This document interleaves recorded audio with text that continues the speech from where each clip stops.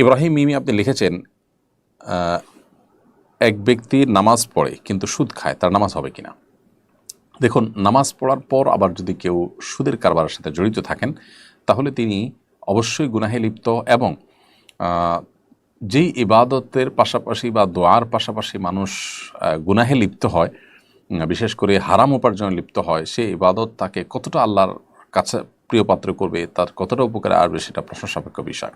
তবে দোয়ার ক্ষেত্রে স্পেসিফিক বলা আছে যে হারাম উপার্জনকারী, হারাম ভক্ষণকারী, তার দোয়া আল্লাহ তাআলা কবুল করবেন না।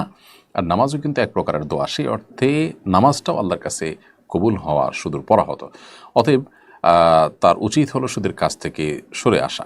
তবে এর মানে এই না যে তিনি নামাজ ছেড়ে দিবেন। তিনি নামাজ পড়বেন, দায় মুক্তির জন্য তাকে নামাজ পড়তেই হবে।